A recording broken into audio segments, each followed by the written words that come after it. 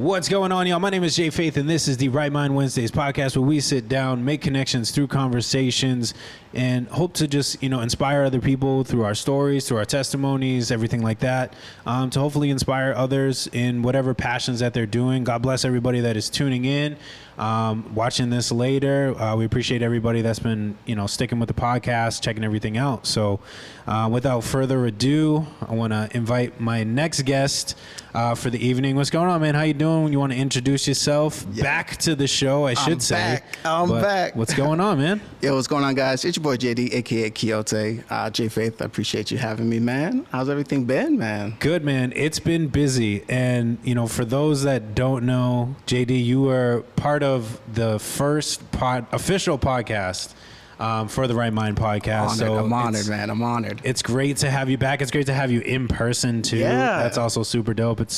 It's one of those things. It's another, for me, it's like another growth moment, just to have people that saw it kind of super patted down. We were virtual. We were. It was just different worlds. Streaming over, going live over, YouTube and Facebook, to now being in person and, new studio and everything. Shout out to 41st Studios. Always got to shout them out for hosting the podcast and everything like that. But it's cool to see it come full circle and to have you kind of back here and in person. So yeah, no, it was literally, like I said, it was a different world. It was. When we first did that episode, everything was shut down. It was crazy. That honestly blows my mind. Now that you said that, it honestly blows my mind at the fact that how far back that was. Yo, literally. To where COVID was still a thing. COVID was. Well, I mean, it's running. I mean, it's still running rapid, but it was we were in the heart of it when we did that episode. Everything was different. Yeah, for sure. I even I feel like it's cool to look back. You know what I mean? And just see like you said, the growth from then till now, just with everything and stuff like that, leaps and bounds, my guy. Definitely. Thanks, man. Appreciate that. No, it's been awesome. It's been an awesome run. But what's been going on with you? Man, a lot of change, man. First and foremost, I'm actually going to be moving to Georgia next month. Snap. Yeah. Congrats. Yeah. I hope that's a good thing. Yes, I know some people I'm moving, and then they're like, no, I wasn't. I didn't want to I was forced to. Yeah. You never know, but I'm glad that it's a good thing. Yeah, no, absolutely. So I got an amazing opportunity down there. I've also got family down there too as well. So that helps. It was more or less of kind of a no-brainer. Yeah. I'm not gonna lie though, I'm extremely nervous. Oh, I bet.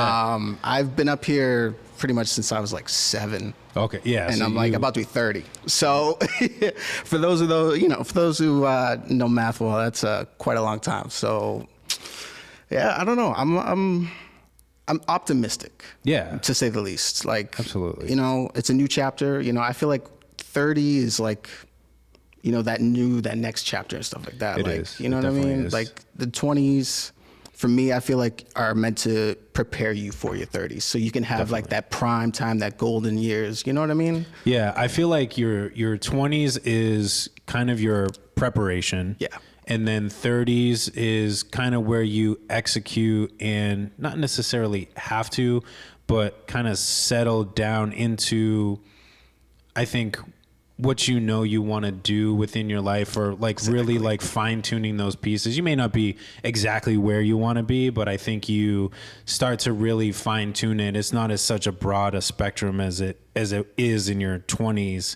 Once you hit your 30s and approaching your 30s, you're kind of okay, I was out here as far as what I want to do, my goals, my passions, what I want to do to okay, now I've narrowed it down to, okay, this is specifically what I want to do. And you have such a better game plan and focus and drive. Yeah, no, for sure. I kind of a good analogy, I guess. I kind of look at it how, I don't know if in your high school or not, freshman year for my high school, we had electives. Yep. So essentially we would do I would say every day was a different one. So there was a computer one, and there was carpentry, et cetera, et cetera. Yep. I kind of look at the 20s kind of like that. You know what I mean? The elective years where you kind of try, experiment different things. And then once you hit the 30s, it's all right, I know I like this. I know I'm great at this. Right. So let's start that path. You know what I mean? Yeah. No, actually, I know exactly what you're talking about. My high school, Greater Lowell Tech, same thing. We'd have exploratories your freshman year. You try a couple out, see, which one you kind of want to do. I think sophomore year you pick 2. Yep. test them out a little further, and then by like your junior year, you're like, all right, I'm kind of set on one. So yeah, definitely. Why Atlanta? I'm curious. Well, so if you can share the opportunity too. Yeah, for sure. So I'm actually going to be moving to Stone Mountain, which is essentially northeast of Atlanta. It's about an hour or so. Nice. But yeah, I mean, first and foremost, definitely change of scenery. Yeah, for sure. Yeah. I love the city. Like, Boston will always have a place in my heart, but I've definitely realized that I'm not really a city person.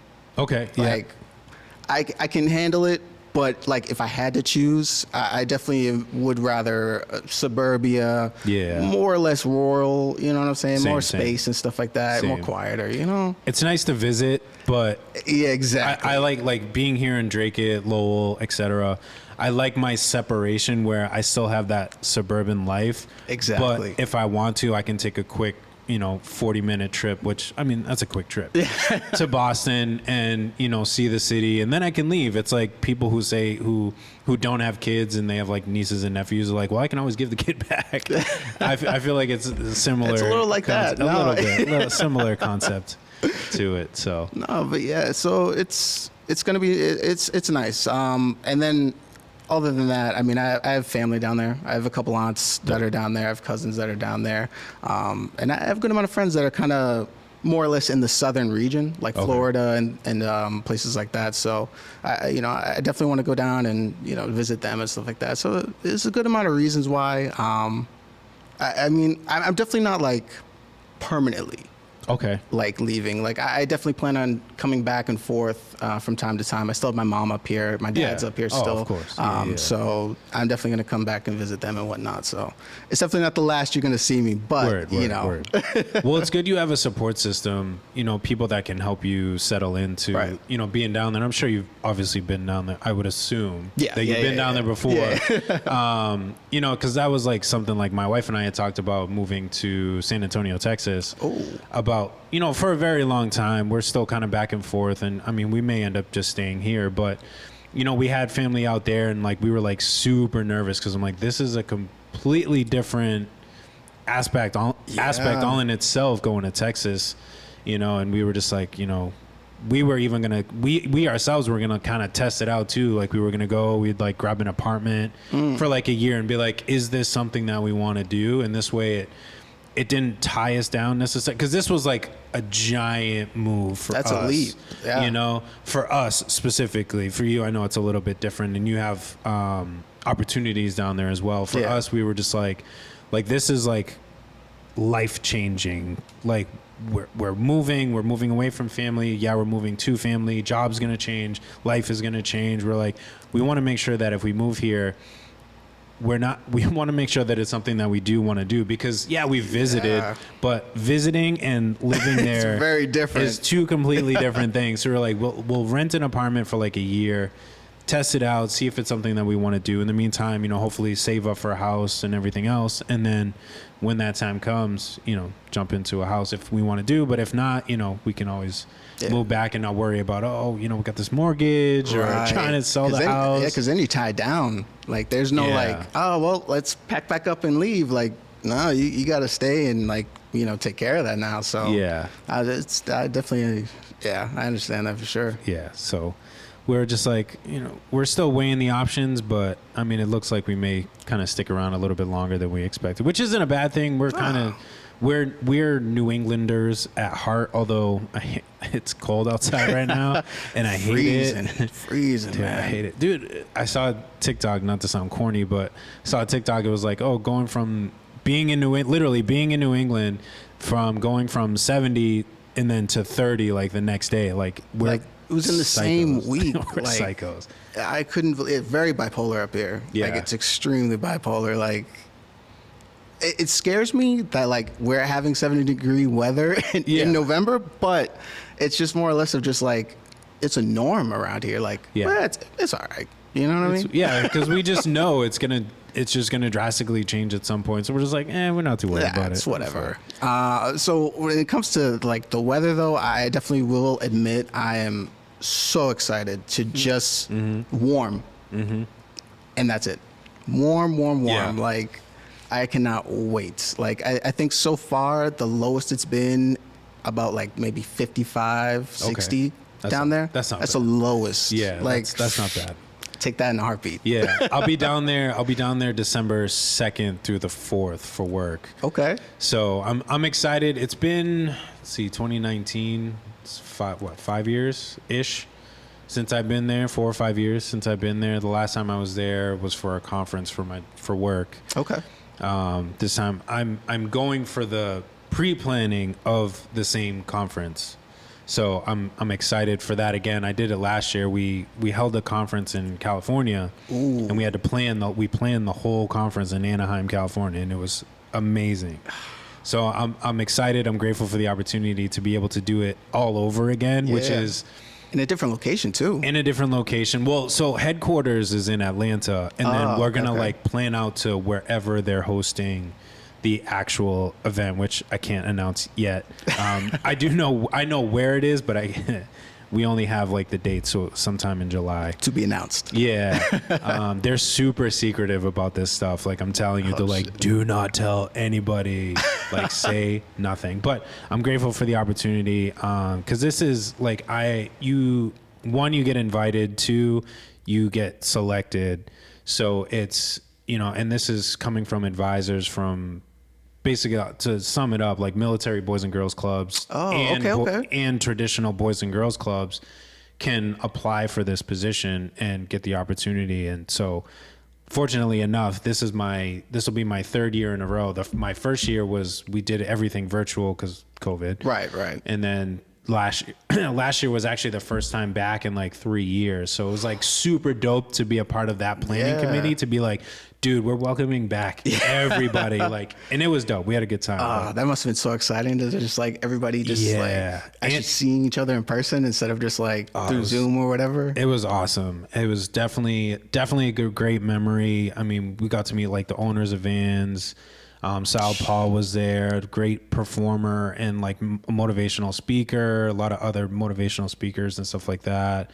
Young Scholar, if you've ever heard of Young Scholar, he's like a TV personality type of person, radio, personality, stuff like that. Just getting to meet and make those connections like in person too. Absolutely. Was super cool. So, but yeah, being in Atlanta, I'm excited to kind of be back there. It's been a little bit have a little bit warmer weather. Yeah, no, absolutely. When you go down, you definitely gotta check out the aquarium, man. I don't know if you had a chance yet, but like, no, I haven't. That's a day trip right there. Yeah, it's awesome. I'm gonna see, because we're there like a day and a half roughly. Like we fly in on the 2nd, we're there the whole day, the 3rd, and then we fly out the 4th in like the afternoon. Gotcha. But based on how we kind of plan everything, at least in the past via Zoom, we would take like overall like 6 hours in like our planning day. So I'm like, there's so much more time. Like, what are we gonna do? That's so a whole day. Yeah. So I'm like, okay, like what else? Well, one, they're always like super cool about like connecting us with a lot of stuff. So I'm like interested, like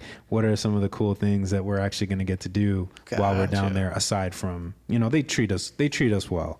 I'll leave it at that. Definitely a lot of free stuff, and I appreciate it. Shout out to the Boys and Girls Club of America. Nothing wrong with perks, man. Yeah, absolutely. Nothing wrong with that. Yeah, definitely. So what else is new with you as far as, you got the move, how's music treating you? How's, music's been good, man. DJing, unfortunately, as of right now, has been put on the back burner. Okay.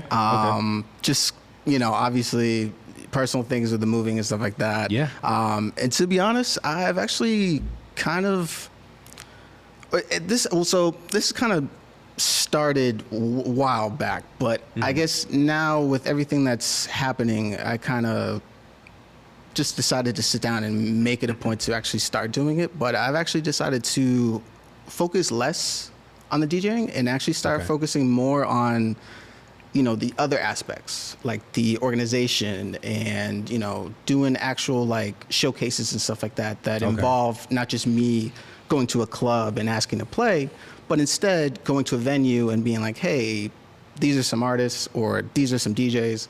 This is our idea.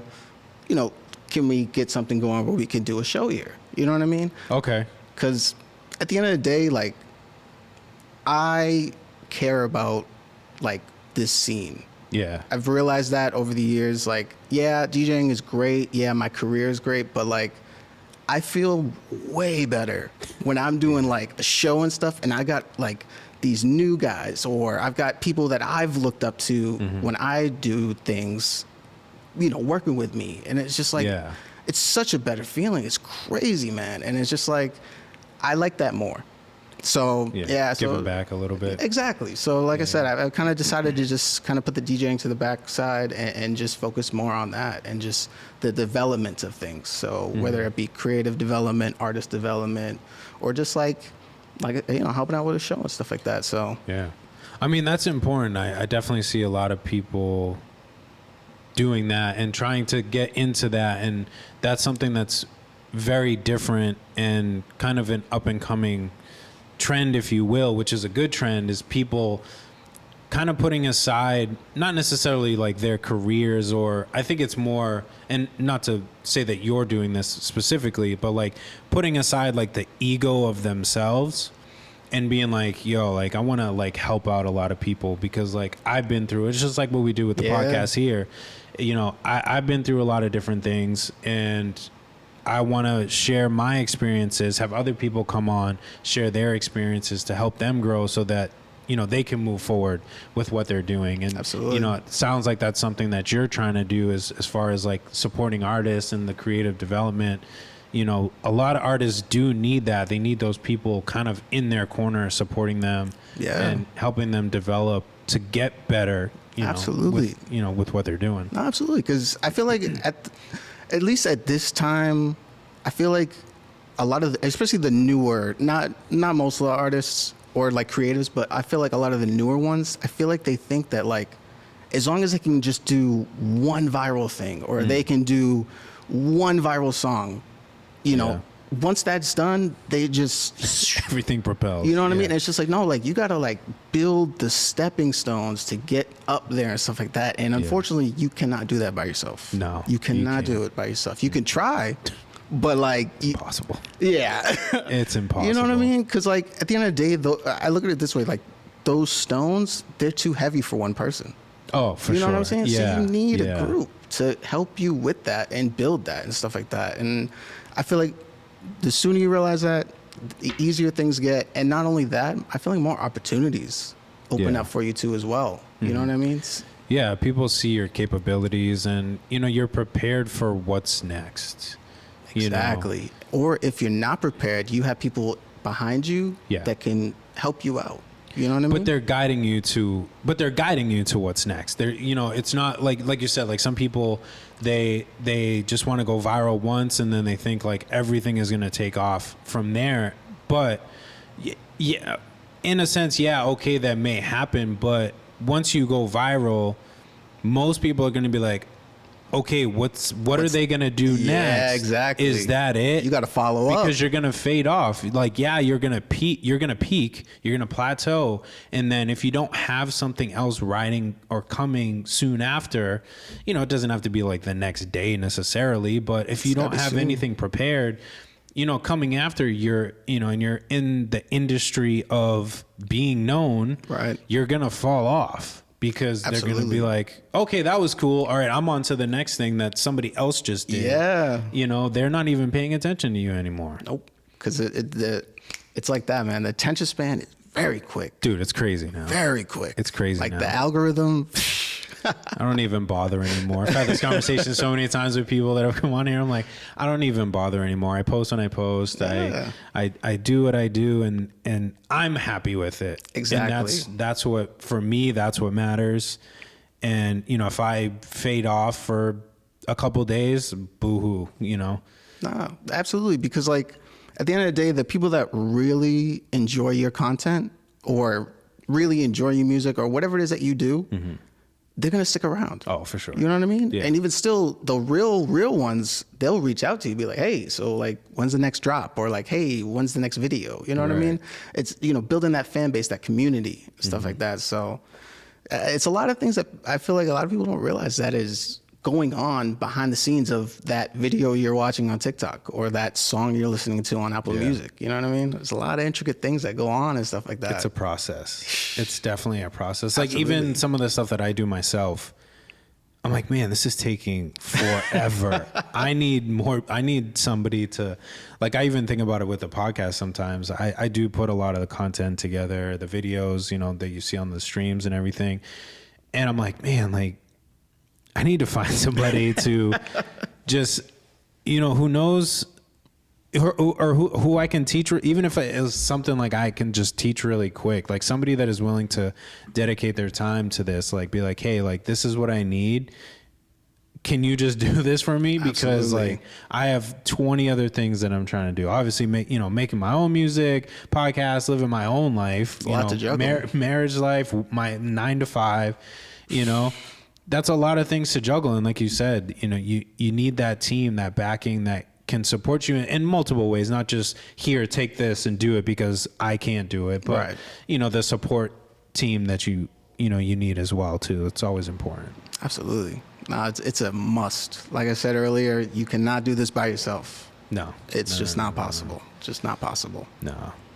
It's a challenge. I tried it at some point and I continuously like reach out and start just adding people to things. And I'm like, hey, like, you know, and for me, I do it as a give and take too. You know, if somebody's going to come on board and support, you know, yeah, you're helping me, but how can I give it back too? Because, you know, that's what I'm about too. I don't want it just to be about me. Like, I need people to support me. Right. I want it to, well, you have a life just as much as I do. Yeah, exactly. So It's let's give and take. let's balance it out. Absolutely. It's gotta be an even balance. Yeah. You know what I mean? Because like you said, if you just me, take, like after a while, nobody's gonna want to work with you or whatever it is, because like they're gonna be like, okay, but what about me? Right. You know what I mean? Yeah. So yeah, you definitely gotta find that balance for sure. And that's how I always approach it, because sometimes my just egotistical brain goes to I need help. And then I go, wait, hold on, slow down. It's not that simple, and you can't ever approach it that way. It's not going to work. It's not going to be successful. So slow your roll. Let's take a step back. How can we make this a mutual thing where everybody benefits, and it's not just dumping stuff on somebody and then being like, all right, let me know when you're done. All right, cool. All right, send it to me by 5. Thanks. Yeah. And because you live and you learn. I've done that, and I'm like, and then, you know, stuff starts showing up late, and then I'm like, man, like, where's everything? Blah blah blah blah. And they're like, dude, like, I have a life too. Like, in a sense, they didn't say this directly, but it's like, you know, I have a life too, dude. And I'm like, you know what, you're absolutely right, and I can't expect you to do something for me when I have the same roadblocks and challenges and, you know, obligations as you do. Like, that's not fair. So, you know, you just gotta approach it correctly. Absolutely. No, for sure. Because it can get messy very fast. Very fast. And then it's just extra work on top of the work you're already trying to get rid of and get done. Like, so, no, I absolutely agree. Yeah. Absolutely agree. Don't make more work for yourself if you don't need to. Absolutely not. So I must be living under a rock or something. So I didn't even realize, I don't know why I didn't put 2 and 2 together. You are also affiliated with SelfMade Designs, who we just had recently on the podcast. Yes, sir. Shout out to the boss man, Zach. Yeah. What's that been like? It's been good, man. Zach's watching, so be careful. Yeah. Well, all right. So for those who don't know, I was formerly with a group called QNC. For those who don't know, on top of that, I have recently left QNC. Okay. So I'm no longer with them, affiliated with them, or anything like that. No bad blood, no whatever, you know, all the success to them and stuff like that. But for me, it just got to a point where I essentially just, I had enough. Yeah. You know what I mean? Yeah. So yeah, that was almost a year ago, give or take. I think like, wow. I want to say 7 months, give or take. Okay. So yeah, pretty close. And essentially from that, so self-made and us, we work together a lot. So they actually own the building that we had our studio in. Okay. Oh, okay. So Zach's been affiliated with us for a bit. Not only that, he makes some fire merch, which we've actually, we bought from them and stuff like that. So, Zach already was kind of in the mix from jump. Oh, okay. And then essentially once I, stepped away from QNC and stuff like that, he actually reached out and we actually had a conversation where, he actually asked me, he's just like, hey, I like your work ethic.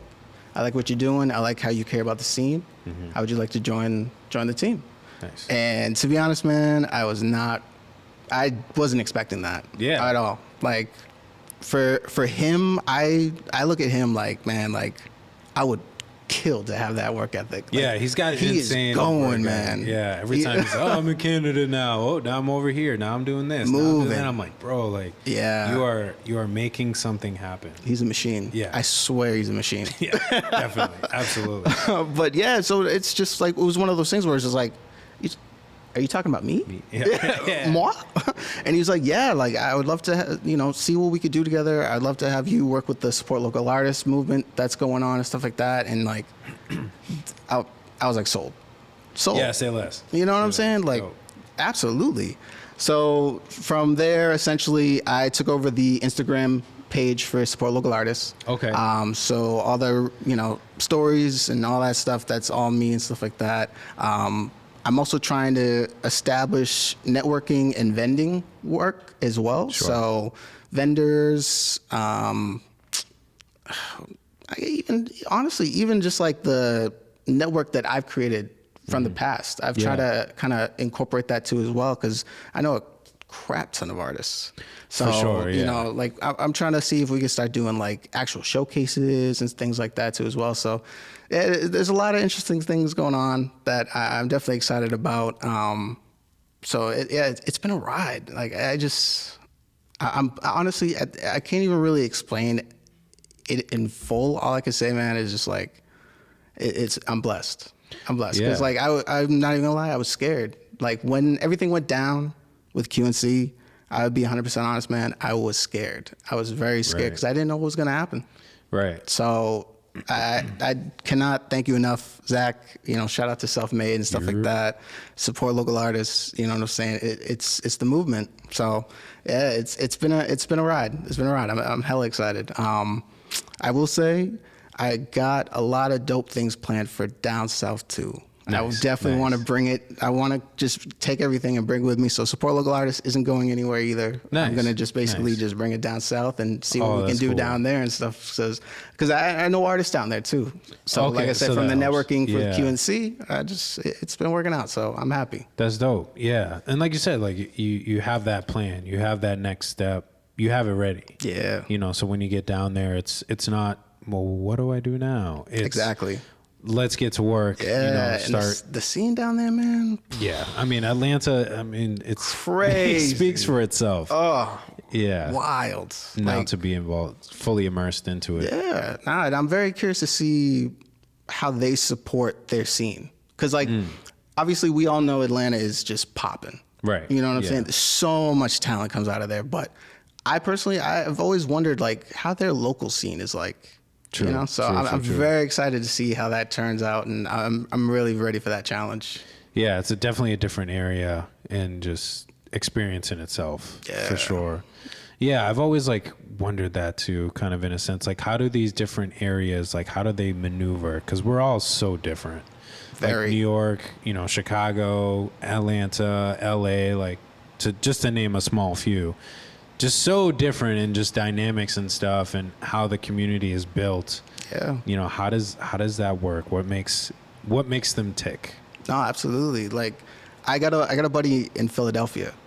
He's a fellow DJ, and we talk quite a bit and stuff like that about just everything from our personal stuff to the scenes and all that stuff. And like I was telling him about Boston and stuff, and he was telling me about Philly, and it was just like the differences was just, it was crazy. He was like, wait, you guys don't, whatever. And I was just like, yeah, man, like, no. And he's just like That's blown wild. Away by certain things. And like, it was crazy. Cause like, for me, like when I first started, I figured like all right, everybody does music, so everybody's going to be on the same page. You know what I'm saying? Like, very naive. I was so naive. You know what I mean? Like, oh, artists and artists, like, oh, they're doing the same goal. So, like, why wouldn't they help each other? Right. So, yeah, it was, it was, very much so a lesson for sure when I first started. And, yeah, it was just funny hearing him kind of have that same reaction that I did when I started. And it's just like, yeah, dude. That's funny. That's funny. I don't mean to laugh, but that's funny. Yeah. It's definitely interesting out here.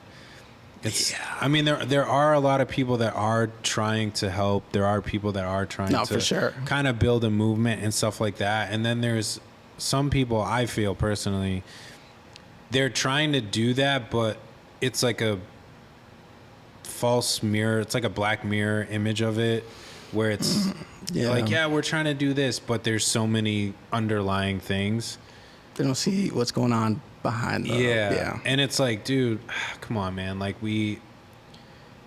I mean, again, I feel the Boston scene has definitely grown a lot since I've started. Oh, yeah. Oh, absolutely. 2013, I dropped my first project, and just seeing how far it's come from even there, if we can just kind of weed out the people that are still bringing people down, and misusing and mistreating artists and stuff like that.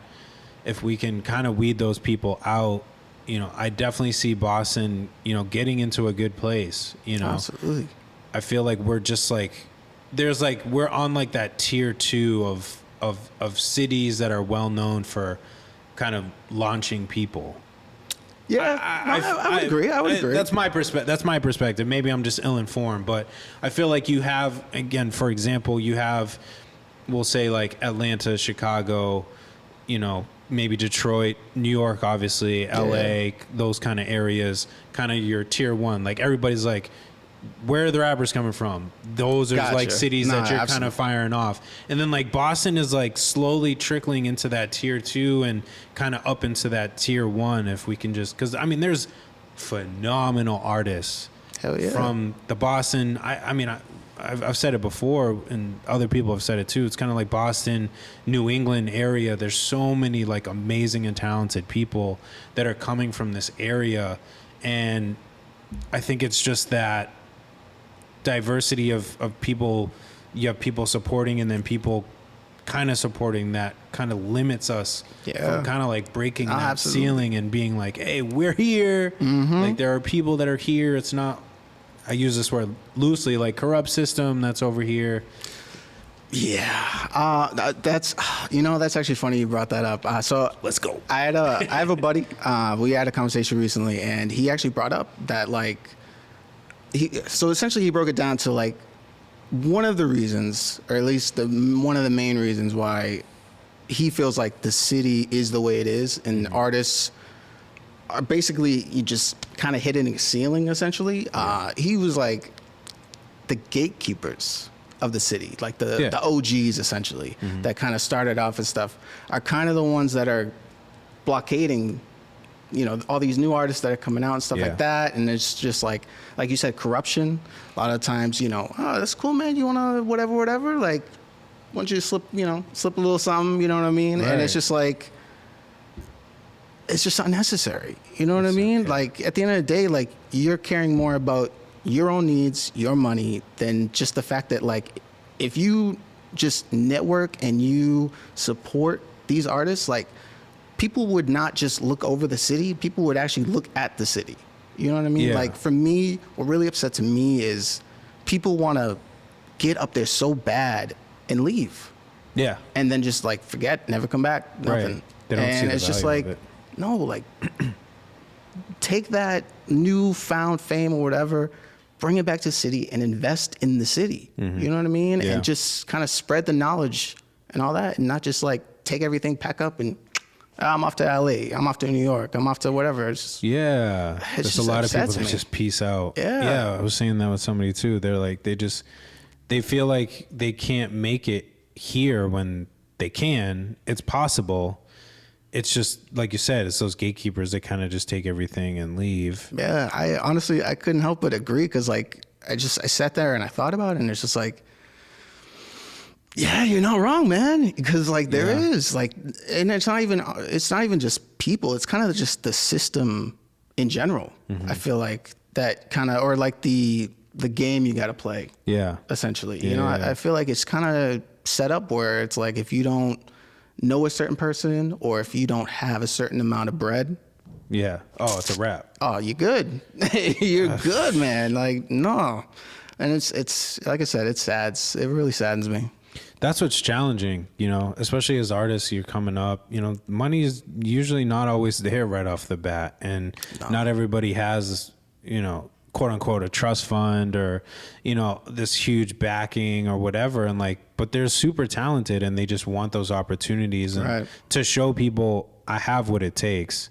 I just need that opportunity. And, you know, obviously I understand the business side of things. Things got to get taken care of, but you know, at some point, even when it comes to just shows, you know, there's got to be opportunities, you know, for people. If you're trying to continue the culture, you got to kind of meet somewhere in the middle to be like, hey, like we understand, you know, because at some point to me, there's got to be a point where it's, you have the people that have been in it for a while and then you have the new group that's coming up after them.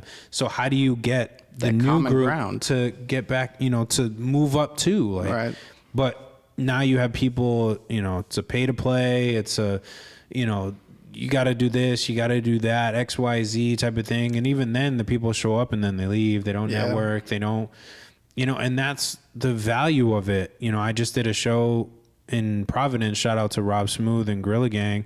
Shout out to that whole team. And not to toot my own horn, but you know, it's one of those things. I was the opener. I opened for, well, I was the first one to perform. It was kind of a showcase, and then you know, Rob, you know, did his thing. But I was the first one, you know, to perform. Doors were at 7. We probably started performing at like 9 or so. Okay. And we kind of ended, you know, maybe 12:30, somewhere around there. And like, dude, like I stayed the whole time, you know, because, you know, I appreciate what somebody went out and did for me. Absolutely. You know, it was Rhode Island was the first time that I'd performed. It's crazy to say. First time I performed solo by myself. Oh, shit. You know, and I was like, dude, like I want to make sure that, you know, it isn't just, you know, I perform and then I'm out. Like, dude, like you there's a whole show. And like you opened your doors for me. Yeah. You know, and took a chance on me to be here. And I get, you know, some people have to leave, some people have obligations. You know, I totally understand that. You know, just make sure like you piece it up and then you know, and then leave. You but know, like if you don't have obligations and you could stay and you still choose not to, that's when I kind of just like falls. You know what I mean? And especially if you're like performing, like why not stay and support the other acts that are there? Like, yeah, okay, the crowd may be whatever. Yeah. You know what I mean? But like still stand there and like support the other acts, because like, you know, they could do that with you, and that's how you build a network and a friendship. Like it's crazy to me. Like I feel like for me, trust plays a lot into things. Like I feel like there's so much bickering and back and forth between like artists and promoters and like promoters and venues and blah, blah, blah. It's just because I feel like nobody trusts each other. No. You know what I'm saying? No. Like you guys are all on the same show, on the same bill, on the same whatever. Like realize that, and just realize that like so much more could be accomplished if you guys just kind of go the same route instead of just like, I'm just gonna come and perform and then dip, or like, oh, like F these promoters, they're not looking out, or whatever the case may be. Like it just, I don't know, there's just a lot of unnecessary things that happen in the scene that could just be easily fixed. But like it's just the years of I think it's a communication thing. I think, you know, as we're talking about this now, I think, again, personally, I think it has to go into, okay, you just got put on a bill. Like I'll take, for example, actually, the show that I just did in Rhode Island, you know, once everybody was kind of put on the bill, there was like, you know, I mean, we've been a part of group chats and stuff for shows and stuff, you know, the deal behind that. But, and that's, to me, I feel like in the past, those were more just, hey, this is the time you need to show up. This is the time you perform. But, you know, we had set up a group chat for the show, but it was like, hey, like, how can we promote this? Here's like other opportunities. Here's other things that are going on. Like, it was like a constant networking, but also let's really build up this show. Like, let's get stuff out there, you know, for this show, make it a good event. No, absolutely. Because it'll benefit everybody at the end of the day. And like, I wouldn't say not everybody realizes that, but I feel like other things come into play that kind of block that, where it's just like, yo, like if everybody did that and worked together and stuff like that, like the show would be great. And obviously if a show is great, more beneficial things can happen, you know, more shows, more fans, you know, possibility for even getting paid more. Because obviously if more people come in, they're buying the tickets, you know what I mean? So that's just more income at the end of the show and stuff. So, but they're just unnecessary. It's just the unnecessary things that come into play. It's crazy.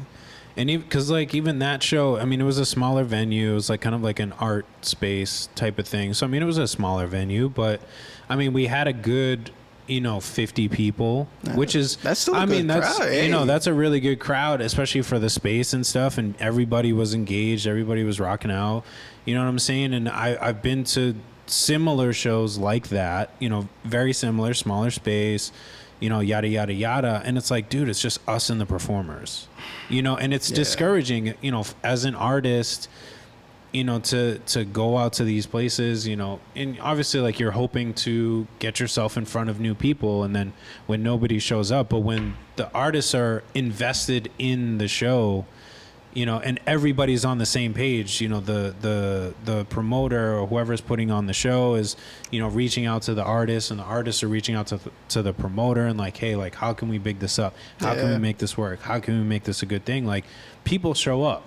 Absolutely. Because everybody's working together. It isn't just, I'm relying on the promoter, and then the promoter's going, I'm relying on the artist to fill the seats. It's like, no, everybody has a piece of this, because if the show flops, one, it could go on the promoter, because obviously they're the ones throwing the show. Right. And then two, you know, the promoter's probably never going to book you, for example, a lot of promoters. And that's not a shot or anything. It's like, you didn't bring anybody in the door. So like, why should I put you on? Again, seeing the business side of it, understand it.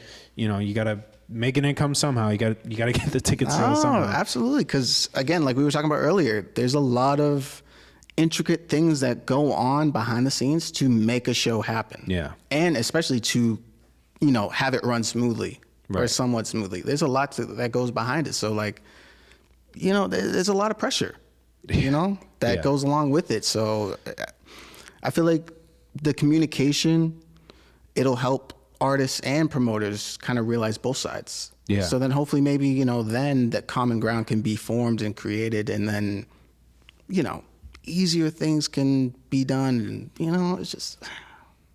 it can be done. I think just if everybody can communicate and get on the same page, to a place where everybody wins and no one person is kind of left shorthanded, you know, type of thing. I think it can work. And I think that show, you know, shout out to Gorilla Gang and everything else. I think that, to me, I mean, just seeing how everything progressed, I think that show was a huge success. Absolutely. You know, to people walking in the door, to people performing, everybody showed up that was supposed to perform, and, you know, everybody did their thing, stuck to their time. You know, it ran pretty smoothly. And it's like, you know, and that just came with the communication and everybody just being on the same page and being like, these are the expectations, just follow these expectations. All right, we're cool, you know. And that was that, and it was a dope show. Everybody, you know, fans were showing up, and it wasn't just artists, you know, it was fans were showing up, like, and actual supporters, and dope. You know, people wanting to follow you and stuff. You know, people that are coming up after you and being like, hey, what's your Instagram? You know, those little interactions, like those are, you know, what the artists live for at the end of the day. You know, share their music and, you know, be able to interact with the crowd, you know, on a more personal level, you know. Absolutely. Connecting with them. Build that fan base, build that community. Yeah. You know what I mean? Like, whether they already know you, or like you said, if they don't know you and they're just like, yo, like, you were dope, like, you know, what's your whatever. Yeah. Like, it's those interactions which should be not a priority, but like up there when it comes to, you know, what you do, whether you're an artist or whether you're a promoter or, you know, a DJ, whatever the case may be, like building those relationships. You know what I mean? Like obviously getting paid. Right. Right. You know, that, you got to pay the bills, yeah. obviously. Like, you know, but other than that, it's like, there's no beating that. No beating that. Like having people like literally just like, yo, that set, best set ever, man. Yeah. Oh, my girlfriend and I, we jammed the F out. You know what I mean? Like that. Especially from people you don't know. Because you have because you have, you know, obviously you'll have people that you'll, you know, hopefully bring through and show up. Yeah, but it's like, oh, you're my buddy. you know, another thanks. dope set, cool. And you're like, you know, I appreciate it every single time. I appreciate people just showing up anyways, but especially those new people that are just like, man, like I had, again, not to toot my own horn, but it's like just going to what we're talking about, that feeling. I think it was the sound guy, but he reached out to me after, like followed me on Instagram and stuff, and he was like, dude, I did not expect that. And I was like, yes. I was like, perfect. Like that's exactly what I wanted. You know what I want to, those are the things that I want to hear. Like just people just, because I think, speaking of me personally, I think like the whole time before everybody, I'm just a super quiet person. I get in my head, especially before a show. No, I've seen you, man. You get in your head and you just, So I'm going to be honest. Everyone's outside. They're smoking. They're doing whatever. They're all chatting it up. But I'm also kind of I think the odd one out. I think they all had some kind of connection together in the past. You know, other than, you know, I got to see Libsy out there. I don't know if you remember shout out Libsy, yeah. I got to see him again. It's been a minute. But, you know, other than him, I didn't really know too many of the people. And again, a lot of them were already affiliated with each other. They're like, yo, what's up? Like, gotcha. You know, what's up, fam? Blah, blah, blah, blah, blah. And I'm just kind of like, hey, what's up? So, like, you know, I do my thing. I'm inside literally by myself. It's like the DJ's just blaring tracks. You can hear it from the outside because, again, it's a smaller venue. And I'm just in there just, you know, I'm just vibing out by myself. I'm just chilling. I'm, you know, thinking about my set, getting ready, you know, and it's just me. Yeah. You know, I'm the weird guy looking at the paintings that are on the wall, just checking out. I'm like, you know what? I'm cool, but I can be cool by myself. Yeah. You know, I don't have a problem with that.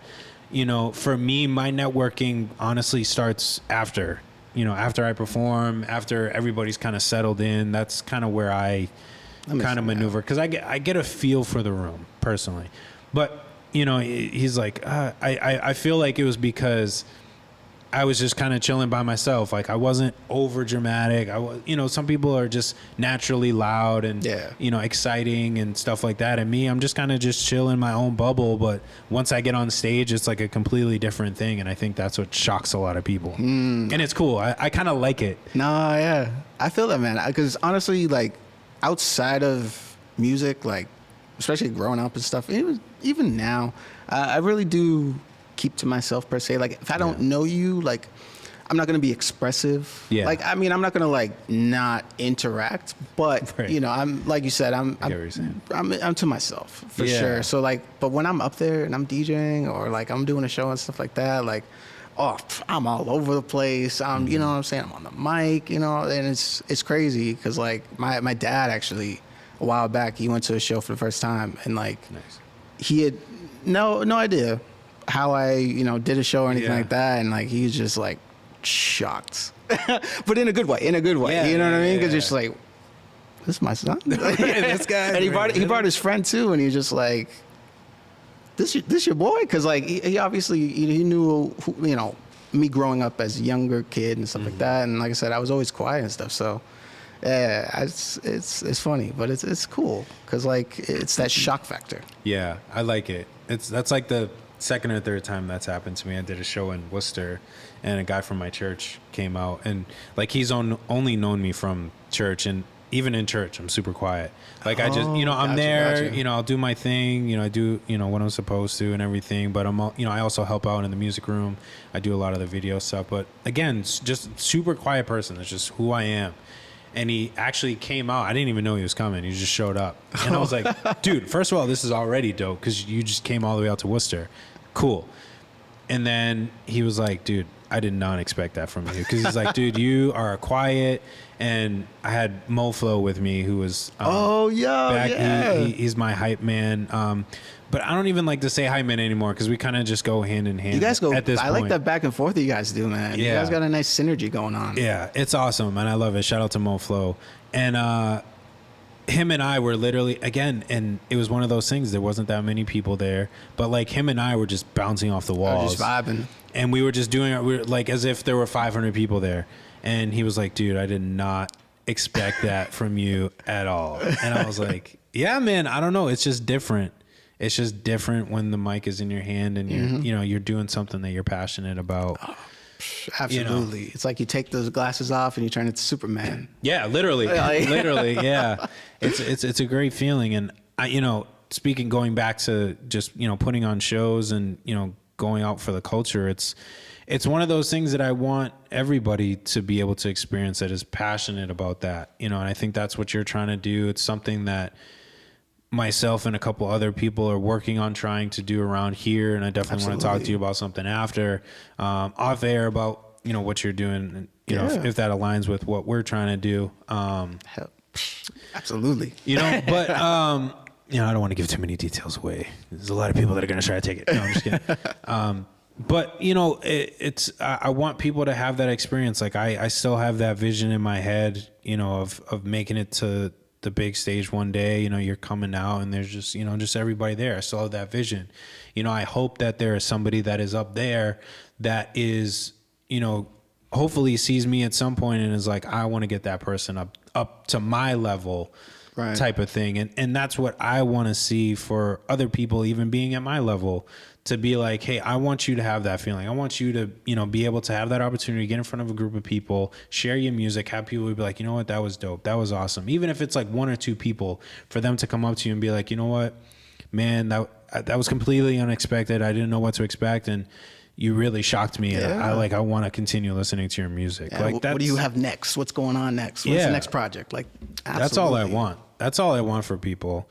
Again, with the podcast, with music, it's never been about just how do I benefit from this? Even with the music, it's how can I help inspire a fan? It wasn't just like, I'm just trying to make music so I can, get the cars, the girls and the houses and all jewelry and all that other fun stuff. There was way more to it. Absolutely. And I've tried to stick to that the entire time I've been doing this. I've never tried, anytime it felt like I was reaching for that stuff, I had to pull myself back and be like, no, remember why we're doing this. Yeah, absolutely. Because I feel like a lot of people don't realize, like, even on a stage or a platform of just like, being in the local scene and stuff like that, like it's still a high enough platform where there's still a bunch of people that are just starting literally now. Yeah. That are looking at, your career as kind of like a blueprint. Exactly. Template. No, exactly. Template. Yeah. And it's just like, I feel like a lot of people don't realize that because like they're just worried about like, I only got 500 followers. Like I want like 1 million followers. Right. But it's just like, a lot of those 500 followers, they might just be starting out and following you because they want to, do what you're doing, or they want to, they're inspired by you. Mm-hmm. So it's like, I feel like you gotta kind of like, I guess, humble yourself in a way to, just realize that. Cause like, I definitely had a lot of those moments where like, I've done shows and like I've finished and I've gotten off and like, there's people that like came out and just like, we had like an hour conversation. Yeah. Of just like, those are dope. Of just like, like, I want to do this. I want you to help me out with this. Like, you said it was great, blah, blah, blah. And it's just like, damn.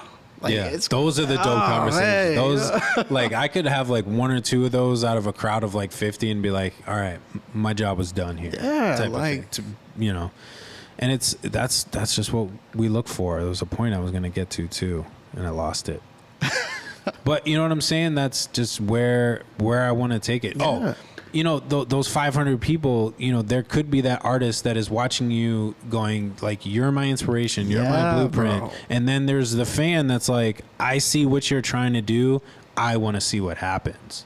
So don't knock those people. And then, Absolutely. you know, because there's people I still talk to now that, you know, they want to make music and they'll send me stuff. And I'm like, well, you know, here's how maybe you can make it better. Here's how you can improve. Here's how you can do this. Let's work on this. You know, I never want to try to just be like, nah, you're not there yet. Yeah. Like you're like in a sense of like you're trash kind of thing. It's like, no, like how can we make this better? I see what you're trying to do. Let's make this better. Exactly. And again, I hope somebody that is higher than me as I'm submitting them music is going, forget you, dude. Like you're not there yet. Be like, no, I see what you're trying to do. Right. Let's get you there. Exactly. You know? Because like more of that and more of that kind of communication, it just benefits everybody, and everybody grows. You know what I mean? Instead of just blocking them off because they're lesser of an artist than you, or just because they just started off. Like, you don't know, like, that person or that group or whatever, if you don't know where they could go. You know what I mean? Yeah, that's what I'm saying. Careers can change in a blink of an eye. Right. You could just give them that like one tip of advice that just sends them off, and they just like take it to the next level. You know what I'm saying? Like, you just give them that one little nugget, and then they're like, I've seen the light. Yo, I got this now. And then boom, they just take off. And it was just because of that one little nugget. And then they're like, oh, I remember when I first started out and that dude so-and-so said this to me. And ever since that moment, man, because he gave me that chance and just that little piece, man, it changed my life forever. And it's like, that's all it takes sometimes. Listen, man, it's a short story. But like, I want to shout out Talk of the Town. Shout out G Honcho. But honestly, man, like a literal similar situation. Like, I met G Honcho, Talk of the Town.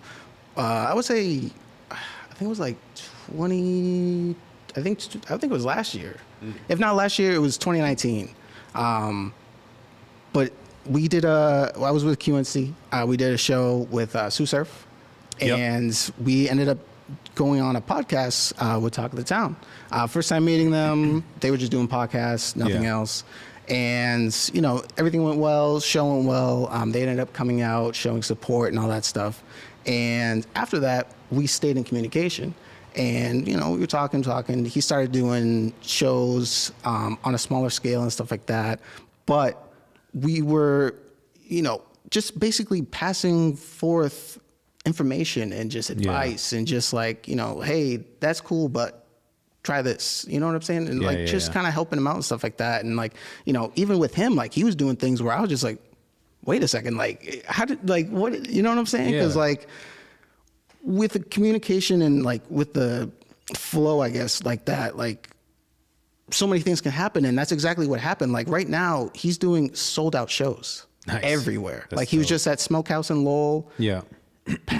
Packed. He's doing Hemp Fest. He was hosting that. Like, he's doing major things right now. And I'm so proud of him. And like seeing from then to now, like, I feel proud that I was able to help him and stuff like that. Cause like there were shows where they were terrible. And like he would break down and just like, man, like, I don't know what the hell, you know? And like I would have that conversation, those hour conversations, just like, hey man, listen, you need to just, you know, pull yourself up and just get down and keep going. You know what I mean? And things like that. And just, yeah, man, I'm proud of you, and like, keep going, bro. Keep going. So that's definitely, definitely a situation where I feel like that's 100% what we're talking about. Like, always right here. Yeah. Cause it's like, you gotta, sometimes you do, it's like one of those things, you gotta hear it from somebody to like know it's real in a sense. What I mean is like, you know, you have a tough show, and it to hear like, bro, these things happen, but it in a sense of, it can give you clarity. Like, I'm not the only, you know, like, I'm not the only one that's maybe going through this, or this is just kind of, you know, one of those stepping stones or part of the process that goes into it, you know, and what can we learn from this moment, you know, to help us grow and to go further. You know, it's just one of those things, and that can help tremendously, you know. Absolutely. You know, not to look at it so negatively, but you know, this stuff does happen, but what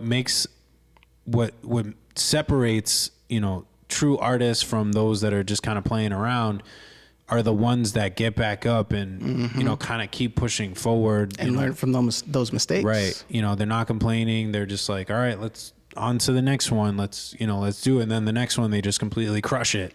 Yeah. And, you know, they have that show. And then now they're doing sold out shows in different places and hosting. That momentum. You know, it's what we take to fuel us. And, you know, what fuels our drive, you know, and sometimes people don't take those negative situations and then their tank runs on empty, you know, instead of using those, you know, those situations, the good and the bad, right, to fill up their tank to get where they need to go. Absolutely. They kind of siphon it on themselves and then they don't use it. And then they're like, oh man, I don't know what's next. What's going to happen? And it's like, dude, you had all these opportunities where you could have either learned something, took something away, put that in your pocket for a rainy day, and used it later. Mm-hmm. And it's like now it's gone, and then you're just kind of looking around. What do I do?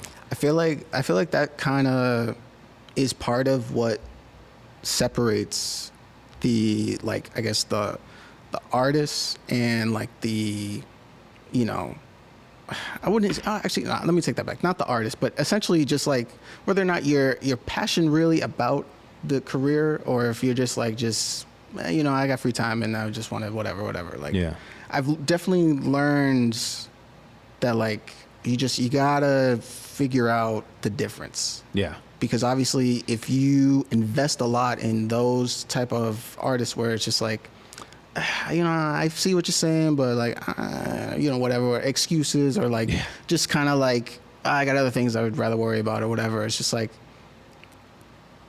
you got to learn to not bother with that. Yeah, like, even if they may be friends or whatever the case may be, because like you need to surround yourself with people who have maybe not the same mindset, but at least the same passion, you know, as to what you're doing. You know what I mean? Yeah. Because like we were talking about earlier, that support system, that community, that'll keep you going, even when you may not feel it.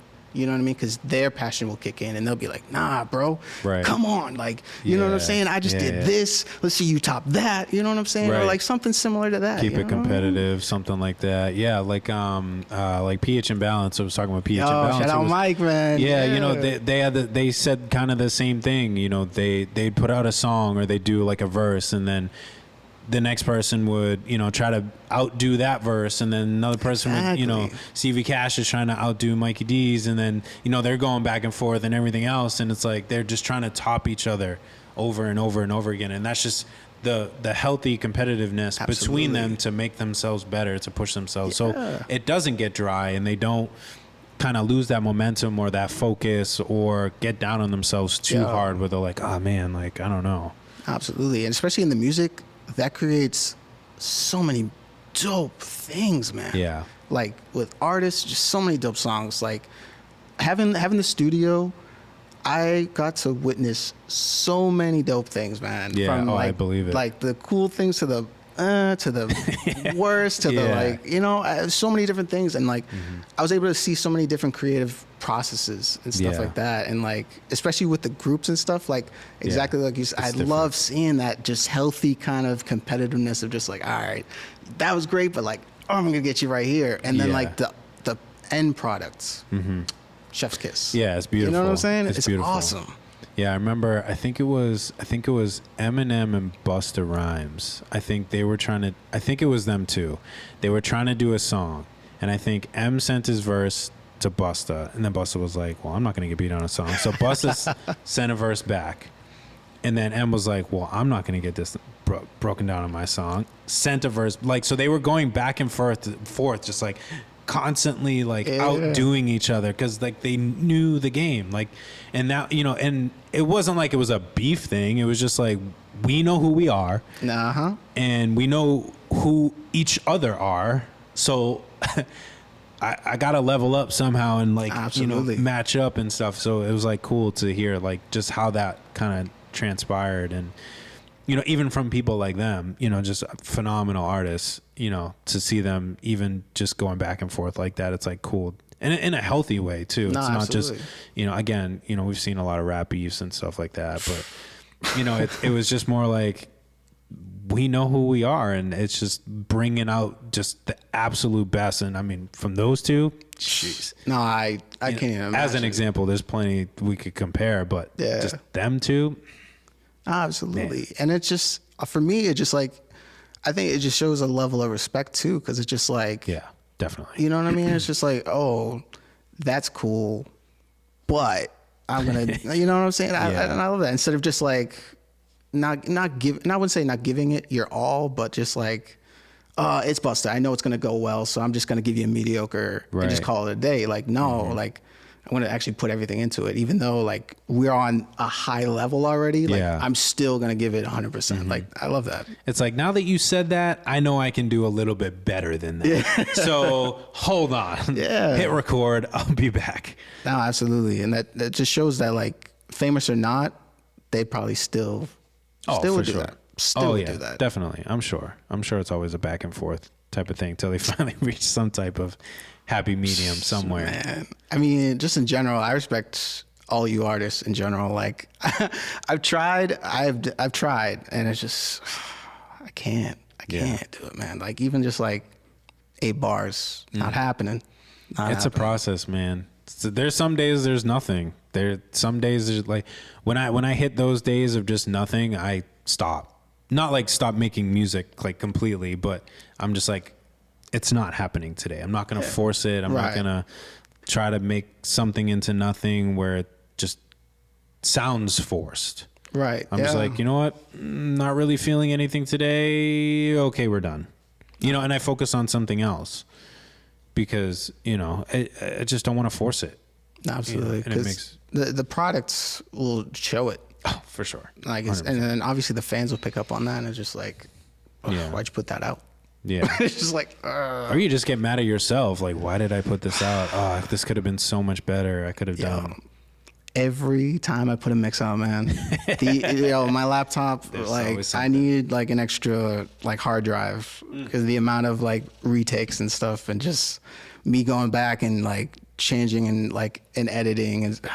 Dude, external hard drive, man, has been my best lifesaver, dude. Oh, 2 terabyte external hard drive, man. I had 2 of those. Yeah. 2 of those. Not even mentioning the upteen million 16 gigabyte little hard drives. Yeah, oh yeah. I got those for shows. I got two 2 terabyte ones. I got one as a backup, and then so it has like everything that's on this one. Just as a backup, so God forbid anything happens to this one, because I've had it happen before. I was working on Right Mind. I don't know if you remember that far back. I was working on Right Mind, and the like where it connects the cord into the actual thing. Yeah. For some reason on the inside it like didn't work right, so it wouldn't read the hard drive as I'm like mid creating Right Mind. So everything I created before. I had to restart over. Luckily, I think I still had the beats on somewhere else where I still had them. Yeah. And I had like literally just started to start over and just record everything. I mean, it was kind of a blessing and a curse because a lot of things did happen that made some of the music a lot better. Gotcha. But it was still like, oh, man. Nah, it's must have still sucked. Man. Like even though it's already done and over with, and you've obviously done more things, like my heart still sunk when I heard that, because like, oh dude, I've been there, and it's just like all your files are gone. Yeah. And it's just like, what? Yeah. So now I'm like once a month. I'm trying to get better at it, but I'm trying to get to like once a month, just like recopying and pasting everything. Like, so if anything, like, and that other one is just sitting like all tucked away, nice and snug, like not doing anything, just there if I need it for now, dude. Because I don't want that to happen. Oh, again. Absolutely.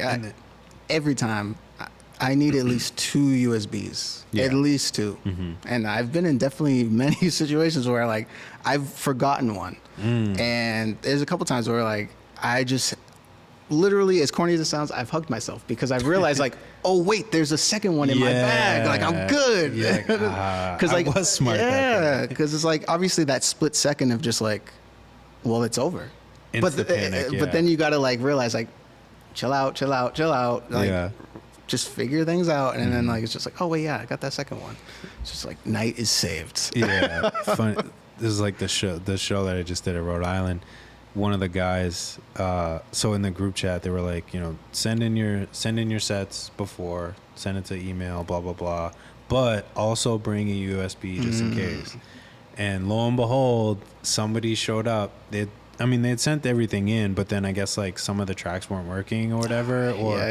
And they were like, we're trying to figure this out, but like, do you have a USB? And he was like, no. And he was like, he literally went on the mic. He's like, do y'all remember what I said in the group chat? This right here, this is what I was talking about right here, this moment right here. And I was like, you know what? I mean, hopefully that was a lesson learned, but it had to be said. Yo, seriously. Cause like, obviously I like whatever the situation was, you know, it is what it is, but just like, things like that, it like really halts a show, like, you know, because like you gotta figure it out, and then like it's just like it's a process. You know, should I just like move you to the ender side of the show so I can just have somebody go on, or like, well, you know, there's a lot that goes on, and it's just like, yeah, it's man, I'm just. And I've learned from MoFlo. MoFlo taught me this. Is very smart. So every time he goes to a show, like, yeah, he has his set or he sent it in, but he's like, I always bring my USB full of all my show tracks because you never know if you need to add a song, like if somebody drops out, you need to add a song, or exactly for him, like when he's just hyping for me, he's like, you never know if somebody drops out and like I could perform. And I'm like, dude, that's like wicked smart. Cause what happened, he did a show for me. We did a Right Mind Wednesdays podcast show, brought some of the guests that were artists, and had them perform at the Jungle. And then it was part of one of the J Plus's tour that he just had with Lone and a couple other people. So we had like basically a back-to-back show. So we had the Right Mind show from like 5 to 7, and then Lone had his own show. He performed at my show, but I think he was performing at the second show too, because it was just part of their tour. At like 8 o'clock till whenever they finished. Oh my God! Yeah, my boy Keith was DJing. Yeah. That second show. Yeah. So Mo brought his stuff, and he's like, you know what? Like, I'm gonna hang around for the second show. And lo and behold, he got to perform at the second show, even though he wasn't initially on the bill. And he's like, I always have my USB for this reason. Always be prepared. Yeah. Always. And I was like, dude, that's so smart. So I did the same thing when I went to the show. I was like, all right, well, I have like my 15-minute set prepared to send, you know, to my little file. But I was like, I have like a couple extras in the tuck just in case they're like, you know, we need to fill some time or whatever. Like, dude, I'm ready. You know, stay ready. You ain't got to get ready. So facts. You know, good lesson from MoFlo. Appreciate you, man. That's a huge that's smart, bro. Yeah, that's smart, because I've definitely a bunch of times been there where like an artist just hasn't shown up, or they're late, or they like the music is corrupted or whatever, so it doesn't play. Like, man, that's a lifesaver right there. Yeah, like, yo, kudos to you, bro. Yeah, definitely. Yo, that's crazy. Yeah. Well, man, I really want to appreciate you for coming back out, coming and jumping back on the pod. Is there anybody you want to shout out? Anything that you got coming up? I know we talked about Atlanta.